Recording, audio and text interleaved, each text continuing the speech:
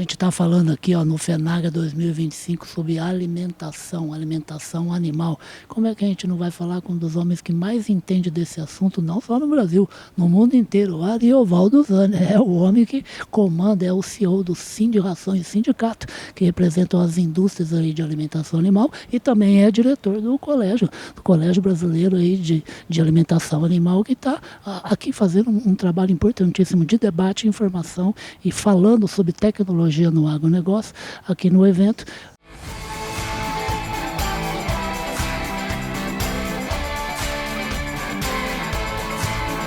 Fala uma coisa, pai, que dia, hein? Uma conversa muito boa aqui nas que vocês participaram hoje, né? Foi bastante ativo, né? Porque nós começamos já pela manhã. Antes da abertura oficial da 35ª reunião, a gente realizou o 5º workshop de aquicultura. Verdade. E, em paralelo, lógico, tem a outra sala tratando do tema da nutrologia, né? E, basicamente, o que a gente fez nesse ano, nessa edição, nós focamos a sustentabilidade. Certo. Então, lógico, não é algo recente, mas que cada vez está tomando mais corpo. A opinião pública, seja ela nacional ou internacional, tem se preocupado bastante, muito atenta.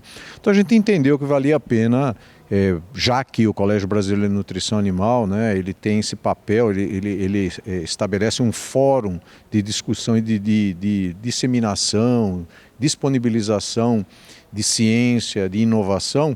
Então a gente trouxe, como de costume, os profissionais com a respectiva expertise, né, são pesquisadores, são colaboradores da indústria, da cadeia produtiva de proteína animal.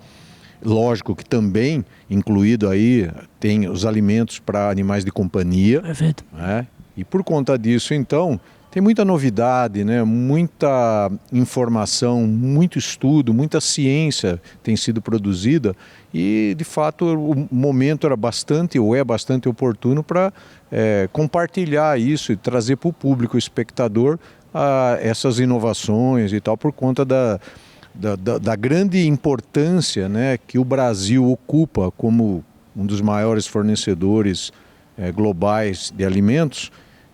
A alimentação, enfim, a produção agropecuária, ela tem, né, a sua componente emissora de gases do efeito estufa, enfim, da controle ou da poluição. Portanto, esse foi o momento, e é o momento que são 3 dias de discussão, né, para tratar desse tema aí com repercussão internacional, evidentemente, né, por conta do Brasil ser, como eu falei, um grande supridor do mercado global de alimentos. Maravilha. Fala uma coisa, falando em alimentação animal, por uma coincidência, não sei se foi hoje, ontem ou anteontem, que eu coloquei lá no site agrorevenda.com.br, o trabalho do Sim de Rações, o assessor me mandou sobre a previsão de crescimento para o mercado esse ano, se eu não me engano, algo perto de 3%. É uma boa expectativa, né? Sim, é bacana porque, na verdade, a nossa indústria, que é a supridora do elo seguinte, que é da produção de proteína animal, a gente trabalha modulado, né, de acordo, né, com o desempenho dessa indústria. E os indicadores, seja de produção local e também levando em conta as necessidades para exportação, atender os nossos clientes internacionais, quando se faz uma aritmética aí da quantidade de ração a ser demandada nas diferentes espécies, né, que a gente produz, os diferentes produtos, eu estou falando da carne bovina, do leite, da carne de aves, né, frango, ovos e suínos, afora outros segmentos, né, de equinos, caprinos, ovinos e aquacultura, além, evidentemente, cães e gatos. A gente chega a um número, né, uma expectativa de produzir esse ano mais de 3%, né? O número mágico aí é 3%, né, a média, e deve até superar essa perspectiva por conta do sucesso e do avanço que tem se dado ainda nesse ano, né, nas exportações de proteína animal. Mas é isso sim, o ano passado a gente já teve um crescimento aí da ordem de 3%, um pouquinho mais de 3%, e esse ano a gente deve repetir. Maravilha. Fala uma coisa, olha, você falou dos debates que começaram de manhã com o evento e à tarde o evento aqui, que terminou agora, eu estou pegando a volta aqui, tá esperando por causa do rodízio de carro aqui para poder ir embora para casa descansar. Você fez uma apresentação antes do Roberto Bittencourt e falando a respeito de um assunto super interessante, a respeito de um trabalho da Embrapa, a respeito de diferenças de conceitos e de diferenças concretas de módulo de produção, de clima, de tipo de produção nos diversos países para se poder calcular a pegada de carbono correta e tudo mais, que você chamou meio de um pouco do que poderia ser a municipalização desses dados, né? Como é que é isso rapidamente, o pessoal entender o que você propôs? Já há algum tempo a gente tem atentado para números que são divulgados globalmente acerca das emissões que o Brasil, enfim, principalmente a agropecuária brasileira emite.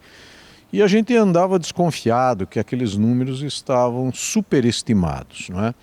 E por conta disso, estabelecemos um consórcio na ocasião, é recente, são alguns anos atrás, que envolveu o Sinderrações, a ABPA, a AproSoja e a Abiov. E aí buscamos o trabalho, a expertise da Embrapa, a unidade voltada ao meio ambiente. E ali esse estudo evoluiu e os cálculos que foram feitos pela Embrapa demonstraram de fato que havia uma superestimativa do que se falava mundo afora em relação às emissões de soja, milho e cana-de-açúcar, que nos preocupou na ocasião. E o trabalho foi tão bem feito que a entidade global que trata dessas emissões da alimentação animal reconheceu a excelência, né, do protocolo que a Embrapa colocou em prática, inclusive merecendo até uma observação desse grupo que está estabelecido na Europa, que esses protocolos têm tal grandeza, dimensão e confiabilidade que, de certo, deverão ser aplicados futuramente nos cálculos das emissões de outros países, né? Também grandes produtores desses grãos que eu comentei. Nesse meio tempo, isso estimulou, ou coincidentemente, fez com que os pesquisadores da Embrapa observassem outras variáveis que valia a pena.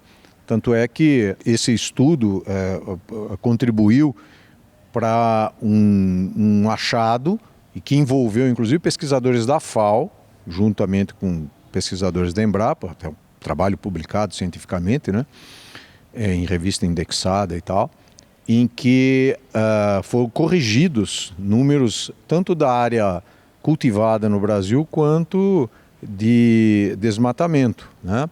Então, esses percentuais foram diminuídos, né? Então, um fator positivo, né? Claro. Para o Brasil. E também nesse período, os pesquisadores da Embrapa trabalharam e vinham trabalhando com o cálculo dessas emissões, tanto em nível nacional, depois em micro-regiões produtoras, tem a região centro-oeste, você tem a região sul, você tem 3 safras, né? Mas numa acuidade em nível municipal, né? Então, interessante dispor desses dados, né? E curiosamente, mais recentemente, o que eu comentei aqui, é que existe uma consultoria europeia que oferece uma solução agora, né, tecnológica, para que o produtor possa, de fato, ter uma acuidade muito maior da emissão de gases de efeito estufa de determinada cultura, considerando um conceito que se existe, né, de mudança de uso da terra, né, para a produção, que em inglês eles chamam de LUC, né, Land Use Change, que quando a observação se dá em nível municipal, quer dizer, é uma micro-região, a variação que existe nessas emissões é muito grande, né? Varia de 100 gramas de CO2 equivalente por quilo de soja produzido até 1,8 kg de CO2. Entre municípios diferentes. Sim, 1,8 kg de CO2 equivalente por quilo de soja. Então a variação é brutal. Como o mundo, né, tem lá tradicionalmente trabalha num protocolo que tem um número médio, um default que a gente chama, quando você tem um estudo desse tipo que comprova que naquela região que originou a soja, por exemplo, originada em determinada região, você tem a certeza da emissão daquela região. Então há um estudo que eles realizaram recentemente, que na ração de frangos produzidos na Europa, ao invés de se você trabalhar com um número tradicional, lá uma constante, né, que é aceita, que sai de base 100, quando você utiliza esse estudo de municipal, chega até a diminuir em 65 pontos percentuais. Então de 100 cai para 35. É representativo. Não, e é maravilhoso, porque limpa a barra, a imagem, né, de um país poluidor, que de fato não é assim. Então a coisa fica muito mais... robusta, né? Sim, exato. Equilibrada, né? Imparcial, né? Então, e a gente percebe que uma série de produtores europeus têm buscado essa solução para poder, de fato, ter na sua contabilidade, né, informação correta, né? Sim, sim. Então isso realmente nos surpreendeu, né, e é bastante positivo, né? Então foi isso que eu mostrei para o pessoal aqui, né, provoquei o grupo, né, para que eles estudem mais e tal, e para a gente avançar, porque o tema da sustentabilidade é muito dinâmico, né, e cada vez mais cobrado. Então, por conta disso, né, que a gente apresentou isso hoje aqui, afora outras salas onde também participamos, né, abrindo o evento, palestrando. Eu vi você correndo de uma sala para outra aqui. E focando outra vez, é a sustentabilidade, né, que fez valer como tema principal aqui, então as práticas, as iniciativas e os resultados positivos, né, dessas iniciativas na avicultura, na suinocultura, na bovinocultura e na aquacultura. Obrigado, querido. Imagina, que é isso. Conta conosco. Opa, e você também conta sempre com a gente para falar a respeito de coisas interessantíssimas, como esse trabalho feito aí, capitaneado pela Embrapa, que traz mais, sabe o quê? Não traz confusão, não. Traz mais informação para a gente poder entender melhor quais são os melhores caminhos para a produção agropecuária mundial tomar, né, para cuidar muito bem do planeta e, ao mesmo tempo, alimentar e levar produtos de higiene, de conforto e de saúde para mais de 7 bilhões de pessoas.